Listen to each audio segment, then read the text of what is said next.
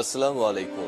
সবাইকে স্বাগত জানাচ্ছি। আমি নাসরুল ইসলাম তন্ময়। শুরুতে বিআরবি কেবল সংবাদ শিরোনাম জানিয়ে দিব আমাদের হাতে থাকা সর্বশেষ গুরুত্বপূর্ণ আপডেট বাংলা সংবাদ। শুরুতে শিরোনাম। কোটা এবং পেনশন বিরোধী আন্দোলনে বিএনপির সমর্থন আছে বললেন বিএনপির মহাসচিব মির্জা ফখরুল ইসলাম আলমগীর। এরপর জানিয়ে দিব কোটা আন্দোলন, ক্লাস এবং পরীক্ষা বর্জনের ঘোষণা, জবিপ্রবি শিক্ষার্থীদের। কোটা বাতিলের দাবিতে যশোর বিজ্ঞান এবং প্রযুক্তি বিশ্ববিদ্যালয়ে আগামী 7 দিনের ক্লাস পরীক্ষা বর্জনের ঘোষণা দিয়েছেন আন্দোলনরত শিক্ষার্থীরা।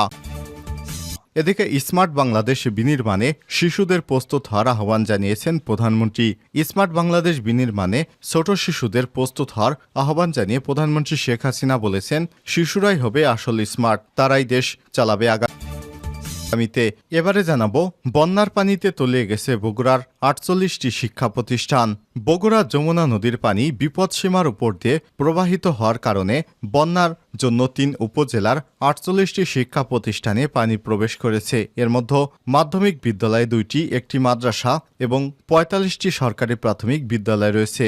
এসব শিক্ষা প্রতিষ্ঠানের বেশিরভাগই পাঠদান এখনও বন্ধ ঘোষণা করা হয়নি। এদিকে শত্রুতা করে বাদ পানিবন্ধ অর্ধশতাধিক পরিবার। সুনামগঞ্জের তাহিরপুরে বৃষ্টি হলেই পানিবন্দী হয়ে পড়ে অর্ধশতাধিক পরিবার। প্রায় 2 বছর ধরে পানি নিষ্কাশনের একমাত্র পথ ইটপাথর দিয়ে স্থানীয়ভাবে বন্ধ করে দিয়েছে গ্রামের প্রভাবশালী আমির হোসেন নামের এক যুবক। এমন পরিস্থিতিতে উপজেলার বাদাঘাট ইউনিয়নের ঘাগড়া গ্রামের প্রায় 3 শতাধিক মানুষ পানিবন্দী হয়ে মানবেতর জীবনযাপন করছে। এবং সর্বশেষ জানিয়ে দিব, ইরানের প্রেসিডেন্ট নির্বাচনে বিজয়ী প্রার্থীর নাম ঘোষণা। ইরানের প্রেসিডেন্ট নির্বাচনে সংস্কারপন্থী প্রার্থী মাসুদ পেজেশকিয়ান বিজয়ী হয়েছেন। এ বিজয়ের মধ্যে হেলিকপ্টার দুর্ঘটনায় নিহত প্রেসিডেন্ট ইব্রাহিম রাইসির স্থলাভিষিক্ত হয়েছেন তিনি। আজ শনিবার দেশটির স্বরাষ্ট্র মন্ত্রণালয় এক বিবৃতিতে এই সব তথ্য জানায়। খবর আল জাজিরা। প্রিয় দর্শক, এতক্ষণ শুনছিলেন সংবাদ শিরোনাম, এবারে বিস্তারিত। তবে তার আগে বন্ধুরা, আপনি কোন স্থান থেকে আমাদের সংবাদটি দেখছেন কমেন্ট করে জানিয়ে দিন এই সংবাদ সম্পর্কে আপনার মূল্যবান মতামত। প্রিয় দর্শক, আপনি যদি আমাদের চ্যানেলে নতুন হয়ে থাকেন, ভিডিওটি দেখতে দেখতে চ্যানেলটি সাবস্ক্রাইব করে রাখুন, যাতে করে বন্ধুরা আমাদের লেটেস্ট আপডেট সংবাদগুলো সবার আগে আপনার কাছে পৌঁছে যায়। এবারে বিস্তারিত। কোটা এবং পেনশন বিরোধী আন্দোলনে বিএনপির সমর্থন আছে মির্জা ফখরুল। বিএনপির মহাসচিব মির্জা ফখরুল ইসলাম আলমগীর বলেছেন, কোটা এবং সংস্কার এবং পেনশন বিরোধী আন্দোলনে বিএনপির সমর্থন রয়েছে। পেনশন স্কিম প্রত্যাহার করতে হবে এবং কোটা আন্দোলনরত শিক্ষার্থীদের দাবি আদায় না হওয়া পর্যন্ত তারা ঘরে ফিরবে না বলে জানিয়েছেন বিএনপির মহাসচিব মির্জা ফখরুল ইসলাম আলমগীর। তিনি বলেছেন, বিশ্বের কোথাও কোটা পদ্ধতি নেই যে একজন মেধাবী শিক্ষার্থী 20 বা 25 বছর পড়াশোনা করার পর তখন কোটার নিষ্পেষণে তার মেধার মূল্যায়ন করা হয় না। এভাবে সোনার বাংলা গড়া যায় না। এই সোনার বাংলা গড়তে স্মার্ট নাগরিকদের কোটা পদ্ধতি বাতিলের মাধ্যমে চাকুরি প্রবেশে তাদের সুযোগ করে দিতে হবে। সরকারের এ বিষয়ে ভাবার সময় এসেছে।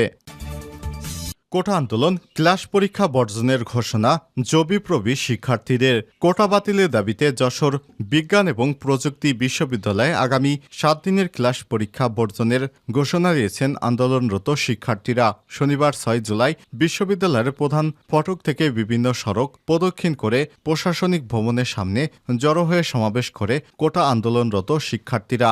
সমাবেশে শিক্ষার্থীরা বলেন, বৈষম্যমূলক কোটা প্রথা এদেশের মেধাবীদের সঙ্গে প্রতারণা করা শামিল। 2018 সালে কোটা বাতিলের পরিপত্র অবিলম্বে বহাল করে সকল ক্ষেত্রে মেধাবীদের অধিকার নিশ্চিত করতে হবে, নতুবা 2018 সালের চেয়ে কঠোর আন্দোলন গড়ে তুলব আমরা।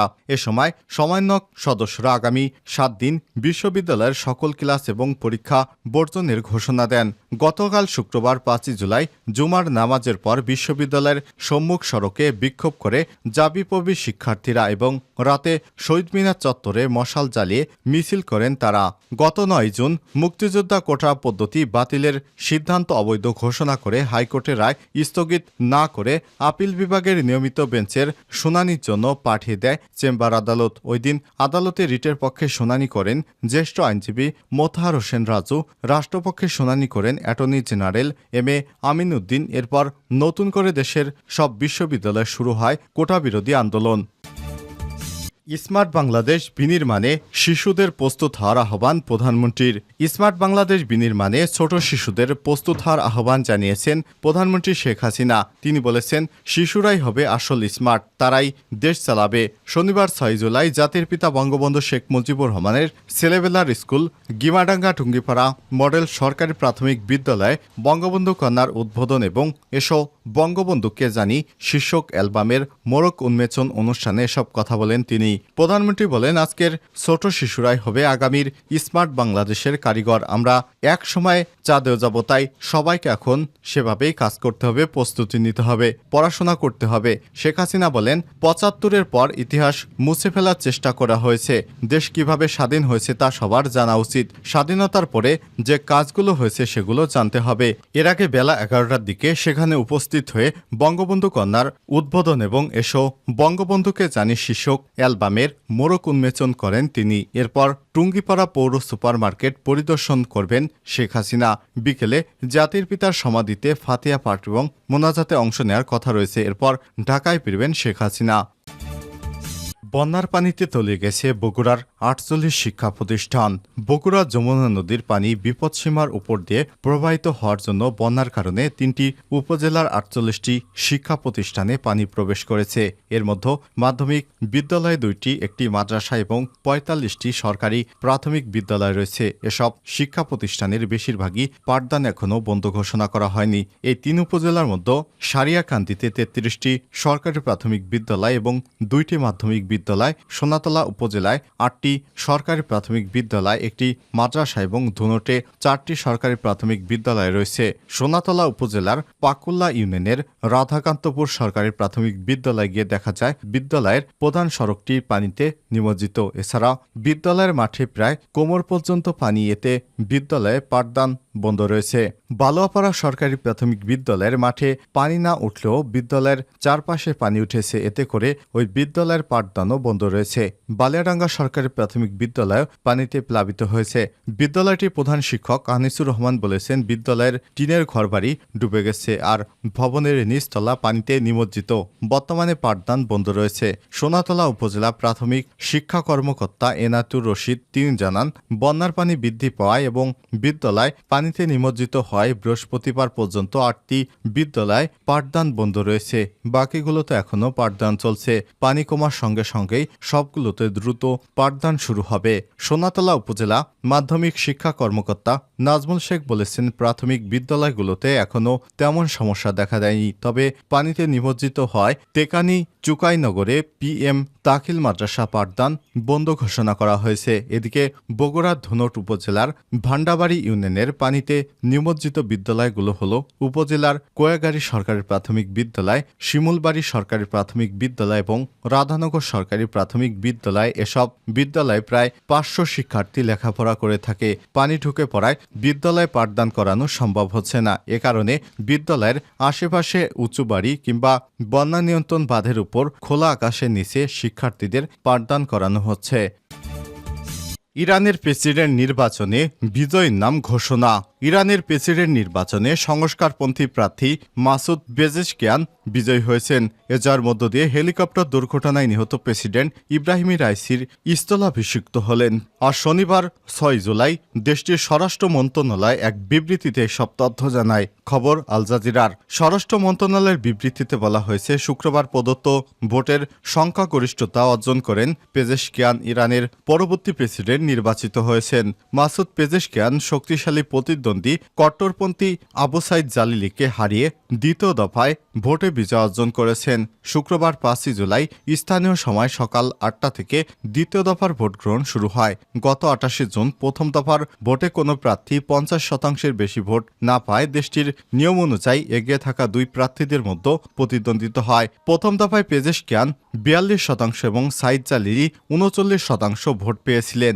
দ্বিতীয় দফা গণনা শেষে 30 মিলিয়নের বেশি ভোটের মধ্যে 53.3% ভোট পেয়েছেন পেজেশকিয়ান। অপরপক্ষে জালিলি পেয়েছেন 44.3% ভোট। অ্যাসোসিয়েট প্রেসের এপির প্রকাশিত প্রতিবেদন অনুযায়ী পেজেশকিয়ান 16.3 মিলিয়ন এবং জালিলি 13.5 মিলিয়ন ভোট পেয়েছেন। এরপরই পেজেশকিয়ানের বিজয়ের খবর জানা গেল।